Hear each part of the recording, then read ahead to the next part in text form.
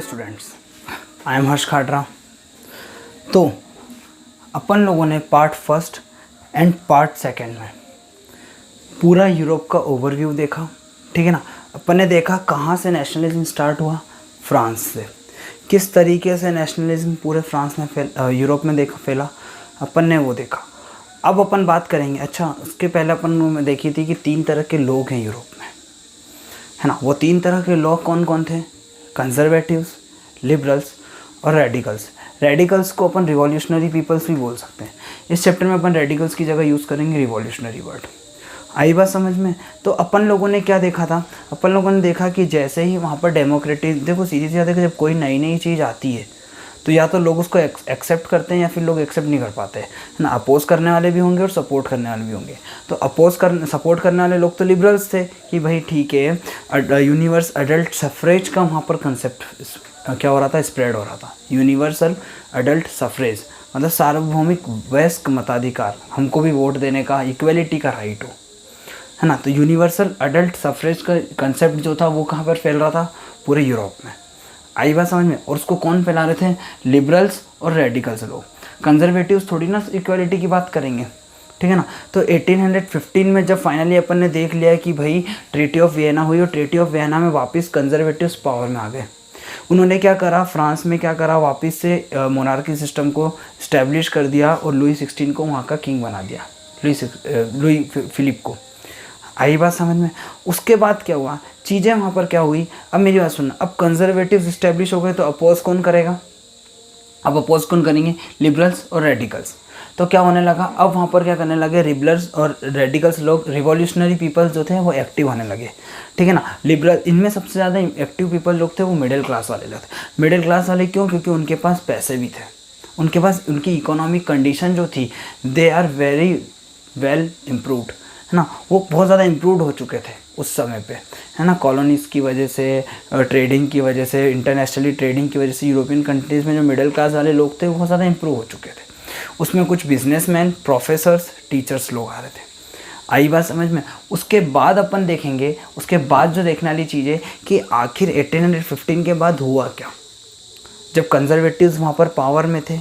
आई वसन, इतना साल का इतिहास था भाई, इतने साल की हिस्ट्री है, उसको ख़त्म एकदम से नहीं किया जाता। कंजर्वेटिव्स उस समय पावर में थे, गवर्नमेंट में भी कंजर्वेटिव्स थे यूरोप में हर जगह। तो क्या हुआ फिर, कैसे नेशनलिज्म फैला? नेशनलिज्म धीरे धीरे लोगों के अंदर, जब एक बार फ्रांस में ये चीज़ हुई तो उसके अंदर ने एक स्टेटमेंट बताया कि कुछ, अच्छा मैंने बोला कि आपको हर चैप्टर में कुछ लोगों के नाम पढ़ेंगे। आपने अपने सबसे पहले फ्रेडरिक सयू को देख लिया, पेंटिंग वाला, ठीक है ना। उसके बाद आपने नेपोलियन बोनापार्ट को देखा, उसके बाद आपने ड्यूक मैटरनिक को देखा। तो हर चैप्टर में कम से कम आप, और इस चैप्टर में तो काफ़ी लोगों के नाम पढ़ोगे, 8-10 नाम है जो कि आपको लेके चलने हैं, है ना। हिस्ट्री में 2 चीज़ों से क्वेश्चन आते हैं, या तो फैक्चुअल क्वेश्चन आएगा या थ्योरेटिकल आएगा। अभी अपन फैक्चुअल बातें कर रहे हैं, थ्योरेटिकल लास्ट पार्ट होगा मेरा। इस चैप्टर का लास्ट पार्ट जो होगा वो थ्योरेटिकल बातें करेगा। थ्योरेटिकल बातें ये है कि क्या बैकग्राउंड था यूरोप में, वहाँ पर किस तरीके से हंगरशिप, हार्डशिप जो थी वहाँ पे डेवलप हुई, किस तरीके से वहाँ पे अकाल पड़ा, किस तरीके से वहाँ पर इमरजेंसी आई, ये सारी चीज़ें अपन देखेंगे। आई बात समझ में? इसके बाद अपन देखते हैं वापस से, मैंने बोला कि 1815 के बाद क्या हुआ। कंजर्वेटिव्स जो थे वो काय में आ गए थे, वापस से पावर में आ गए। कंजर्वेटिव्स जब पावर में आए तो नेशनलिज्म की थिंकिंग को क्या होने लगा, एकदम फैलने लगी पूरे यूरोप में, है ना। वो स्प्रेड होने लगी, लोग उसको फॉलो करने लगे, है ना। और उसी में नेशनलिज्म की थिंकिंग में सबसे ज़्यादा जो रोल था वो रिवॉल्यूशनरी पीपल्स ने फॉलो करा। रिवॉल्यूशनरी पीपल ने उसको एक्सेप्ट करवाया। रिवॉल्यूशनरी पीपल ने उसको क्या करा, एकदम से कैटलाइज़र का काम करा। कैटलाइज़र क्या करता है, एकदम इरेक्शन फास्ट कर देता है ना, साइंस में पढ़ोगे आप। तो क्या करा, कैटलाइज़र का काम करा रिवॉल्यूशनरी पीपल ने, भले फटाक से बढ़ाओ आगे। आई बात समझ में? तो रिवॉल्यूशनरी पीपल ने ये करा, तो नेशनलिज्म की थिंकिंग को रिवॉल्यूशनरी पीपल ने आगे बढ़ाया। तो कुछ रिवॉल्यूशनरी पीपल के नाम याद करने पड़ेंगे, और वो जो थे, एक था ज्यूसेप मैज़िनी, है ना, और एक जो था अपना लॉर्ड बायरन। आई बात समझ में? और इसको अपन अच्छे से समझे थे। अब देखना, रिवॉल्यूशनरी पीपल में मैंने बोला एक ज्यूसेप मैज़िनी नाम का एक यंग पर्सन था, अराउंड 24 ईयर्स उसकी एज थी। उसकी मतलब उसके एक्शन देखना, आपको उससे कुछ सीखना चाहिए। मतलब उस एज में उसने, जब पूरे यूरोप में इतना ज़्यादा कंजर्वेटिव पावर में थे और इतना ज़्यादा वहाँ पर हलचल मची हुई थी, इतना ज़्यादा डिस्टर्बेंस था, उस बीच उसने राइज करके कैसे पूरे यूरोप को कैटलाइज़र उसकी थिंकिंग दी है नेशनलिज्म की। है ना, एकदम आगे बढ़ाने की थिंकिंग दी है ना। तो कौन था वो? एक बंदा था 24 ईयर्स का यंग पर्सन था, एक जोसेफ मैज़नी। उसने क्या करा, उसने नेशनलिज्म की थिंकिंग को आगे बढ़ाया।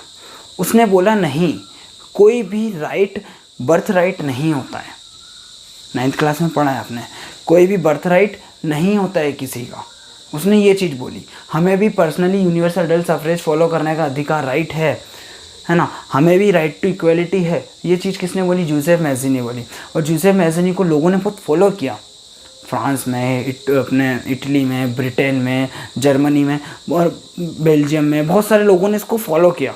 और उसको जब फॉलो किया तो इसके क्या रिजल्ट रहे, अब यहाँ पे सुनना। इसने क्या करा, एक ऑर्गेनाइजेशन बनाया, है ना। एक ऑर्गेनाइजेशन तो बनाया यंग इटली, वो बनाया इसने मोर्सेई में। और एक ऑर्गेनाइजेशन बनाया यंग यूरोप, ये इसने बनाया बर्न में। आई बात समझ में, है ना। यंग इटली बनाया मोर्सेई में, है ना, और यंग यूरोप बनाया बर्न में। मतलब इसने क्या करा, इटली को पहले सपोर्ट करा, फिर यूरोप को। अब सीधी सी बात है, ये अपोज कर रहा था किसका? कंजर्वेटिव्स वालों का। और किसका सपोर्ट कर रहा था? यूनिवर्सल अडल्ट सफरेज का। Universal adult suffrage most important concept है इस चैप्टर का, ठीक है ना। क्यों? पूरी कहानी उसी की है ना, पूरी इतिहास ही उसी, पूरी हिस्ट्री उसी चीज़ का है। आई बात समझ में। तो जोसेफ मैज़नी ने जब ये चीज़ करी तो अब इसको कौन अपोज करेगा? सीधी सी बात है, जो गवर्नमेंट में है, जो पावर में है। तो इसको अपोज किया कंजर्वेटिव्स ने। और कंजर्वेटिव्स में इसको सपोर्ट अपोज किया तो उसमें एक बंदा था ड्यूक मैटरनिक। ड्यूक मैटरनिक कौन था? चांसलर था, कहाँ का? ऑस्ट्रिया का, बताया था। चांसलर कौन होता है? मिनिस्ट्री काउंसिल का चीफ होता है। आई बात समझ में। Chancellor was the chief of ministry council. Duke Metternich said that, उसने एक ही चीज़ बोली कि ये चीज़ जो है गलत है ना। और इसने एक ही चीज़ बोली थी कि ये जो चीज़ कर रहा है इसकी वजह से इसको अपोज जो है करने को सुनने को मिलेगा और इसकी वजह से बहुत ज़्यादा दिक्कत होगी, क्योंकि वो तो पावर में थे ना भाई। तो पावर वाले तो इनको मना ही करेंगे, तुम मत करो नहीं तो हम दिक्कत हो जाएंगी। आई बस वो किसी भी तरीके से मना करे। तो इसको अपोज किसने किया? ड्यूक मैटरनिक ने किया।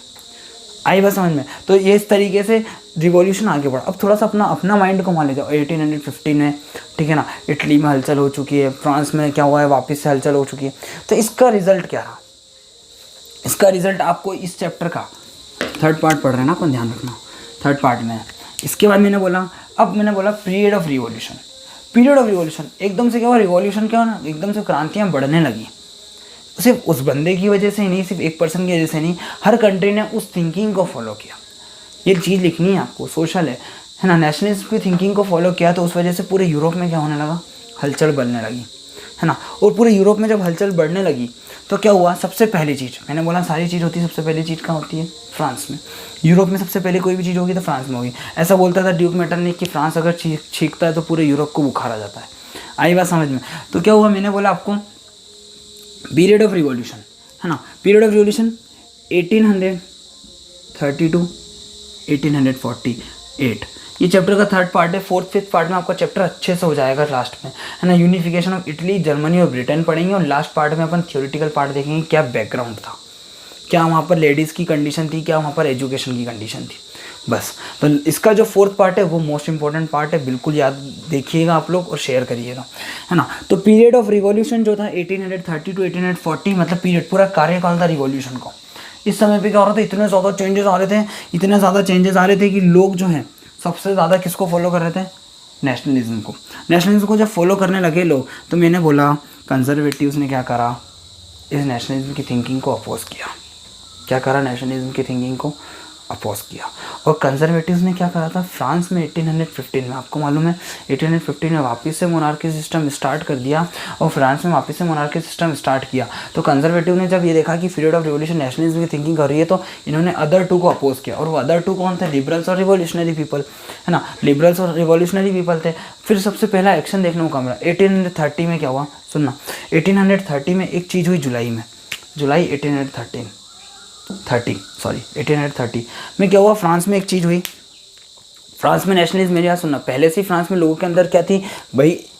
ठीक है, आपने रिपब्लिक हो गया था फ्रांस, फिर एक बार वापस से नेपोलियन बोनापार्ट आया, लोगों के लिए थिंकिंग थी उसके अंदर, लेकिन वापस से मोनार्की सिस्टम। अब फ्रांस में इस चीज़ को सहन नहीं कर पाए लोग, और नेशनलिज्म की थिंकिंग इतनी ज़्यादा बढ़ चुकी थी कि सबसे पहले क्या करा फ्रांस में? सुनना, सबसे पहले अपन, इसलिए मैंने बोला सबसे पहले कोई भी चीज़ पढ़ेंगे फ्रांस में सबसे पहले क्या करा? 1830 में जुलाई में क्या हुआ? एक एक्शन हुआ जिसमें नेशनलिज्म ने क्या करा? वहाँ की गवर्नमेंट को हटा दिया। वहाँ की गवर्नमेंट को हटा दिया और वहाँ पर क्या इस्टेब्लिश कर दिया, वहाँ पर कॉन्स्टिट्यूशनल रिपब्लिक इस्टेब्लिश करा। क्या इस्टेब्लिश करा? Constitutional Republic. क्या इस्टेब्लिश करा? संवैधानिक राजतंत्र। कॉन्स्टिट्यूशनल मतलब संवैधानिक, मतलब संविधान के बेस पे वहाँ पर राजतंत्र इस्टेब्लिश करा गया। आई बात समझ में? कॉन्स्टिट्यूशनल रिपब्लिक जब वहाँ पर इस्टेब्लिश करा गया तो उसका चीफ जो है वो किसको बनाया गया? लुई फिलिप को बनाया गया। उसको हटाया नहीं गया, उसको राजा से हटा के उसको चीफ बना दिया गया, अध्यक्ष बना दिया गया कॉन्स्टिट्यूशनल रिपब्लिक का। मतलब फ्रांस का अध्यक्ष कौन बन गया? लुई फिलिप बन गया। आई बात समझ में? फिर इसके बाद एक एक्शन देखने को मिला ब्रसेल्स में। ब्रसेल्स में जुलाई रिवॉल्यूशन हुआ और उसने जैसे ये चीज़ हुई ना तो चिंगारी भड़क के दूसरे देशों में गई कि अरे यार वहाँ पे बार बार ये चीज़ हो रही है तो अपन एक बार तो करें। तो यहाँ पर ब्रसेल्स में क्या हुआ? ब्रसेल्स अभी किसकी कैपिटल है? प्रेजेंट में ब्रसेल्स बेल्जियम की कैपिटल है। तो ब्रसेल्स में क्या हुआ? ब्रसेल्स में जुलाई रिवॉल्यूशन हुआ।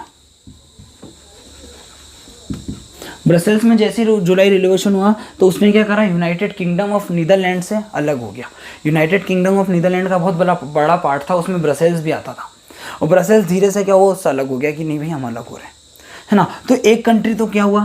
फ्रांस, दूसरा ब्रसेल्स। देखो ना पीरियड ऑफ रिवॉल्यूशन, इसमें क्या हो रहा है? दूसरी कंट्रियां भी धीरे धीरे आज़ाद हो रही है, लेकिन मेनली इंपॉर्टेंट अपन को जो 3 कंट्री पढ़नी है वो कौन कौन है?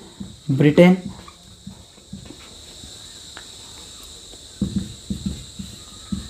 जर्मनी, लास्ट पार्ट जो है इसका ब्रिटेन, जर्मनी, इटली। ये तीनों अपन पार्ट 4 में देखेंगे। आया समझ में? तो अभी अपन ने एक कंट्री देखी फ्रांस, एक कंट्री देखी ब्रसेल्स, अब एक देखेंगे अपन ग्रीस, है ना। बस 2 मिनट का है, सुनिएगा बस। ग्रीस में क्या हुआ? मतलब सीधी सी बात है, ग्रीस जो एरिया था वो ऑटोमन एम्पायर उस पर क्या कर रहा था? एम्पर कर रहा था। ऑटोमन एम्पायर का उस पर राज था। आया समझ? उसमें क्या था? कुछ मुस्लिम रेसिडेंट्स भी थे और वहाँ पर कहीं ना कहीं देखा गया कि वेस्टर्न कल्चर में मुस्लिम रेसिडेंट्स जो हैं वो सूटेबल नहीं हो पा रहे थे। अब मुस्लिम जो रेसिडेंट्स थे वहाँ पे सूटेबल नहीं हो पा रहे थे तो उन लोगों का एक्शन जो है, या जो ग्रीस में रहने वाले लोग थे, वेस्टर्न कल्चर को फॉलो करने वाले या वेस्टर्न थिंग्स को फॉलो करने वाले जो लोग थे, उन लोगों ने क्या करा? मुस्लिम्स के अगेंस्ट गए। मुस्लिम भी उनके अगेंस्ट जा रहे थे कि नहीं हमें ये चाहिए, हमें वो चाहिए, और ग्रीस वाले बोल रहे थे कि नहीं हमें गवर्नमेंट में हमें आना है। आई बात समझ में? तो कहीं ना कहीं ये चीज़ स्टार्ट हो गई थी, है ना। और 1821 से ये चीज़ जो स्टार्ट हो गई थी, मैंने बोला कि हमेशा किसी ना किसी पोएट का, स्टोरी टेलर का, है ना, सिंगर का, इन लोगों का बहुत इम्पैक्ट रहा है ना। तो ऐसे ही एक लॉर्ड ब्रायन करके एक पोएट था ब्रिटिश, ग्रीस में, सुनना, ग्रीस में, ब्रिटिश नहीं, ग्रीस में एक इंग्लिश पोएट था लॉर्ड ब्रायन करके। उसने क्या करा? बहुत सारा पैसा भी इकट्ठा किया ग्रीस को इंडिपेंडेंट बनाने के लिए, है ना। ऑटोमन एम्पायर में सिर्फ और सिर्फ ग्रीस के लोगों का अधिकार हो, वहाँ की गवर्नमेंट हो, है ना, एक मतलब स्वतंत्र इंडिपेंडेंट नेशन बने, है ना। और 1821 से ही ये चीज़ एक्टिविटी बहुत ज़्यादा स्टार्ट हो गई, है ना। और इतनी एक्टिविटी स्टार्ट हो गई कि फाइनली जब 1832 आया तो वहाँ एक ट्रीटी ऑफ कॉन्स्टेंटिनोपल हुई। बहुत इंपॉर्टेंट है, या तो ट्रीटी ऑफ वियना या ट्रीटी ऑफ कॉन्स्टेंटिनोपल। 2 नंबर में आता है कि ट्रीटी ऑफ कॉन्स्टेंटिनोपल एमसीक्यू में ही पूछ सकता है कि कौन सी कंट्री से रिलेटेड है ना। कब हुई ये भी पूछ सकता है, तो 1832 में। और 1832 में ट्रीटी ऑफ कॉन्स्टेंटिनोपल में एक चीज़ कह दी गई कि Greece is an independent nation. तो यहाँ तक बच्चों आपको चीज़ें समझ में आई, ठीक है ना। आज अपन ने किसकी बात करी? फ्रांस कैसे इंडिपेंडेंट हुआ, रिपब्लिक कैसे हुआ अपन ने ये देखा, ब्रसेल्स कैसे अलग हो गया अपन ने ये देखा, ग्रीस कैसे इंडिपेंडेंट नेशन बना अपन ने ये देखा, है ना। कैसे नेशनलिज्म की थिंकिंग आगे बढ़ी अपन ने ये देखा, कंजर्वेटिव्स को कैसे थोड़ा बहुत अभी यहाँ पर बहुत ज़्यादा नुकसान हुआ अपन ने ये देखा। फर्स्ट पार्ट में भी अपन ने जो चीज़ देखी आपको अच्छे से मालूम है, उस चीज़ को एक बार अच्छे से देखिएगा, नोट्स बनाइए, ठीक है ना। Bye, take care.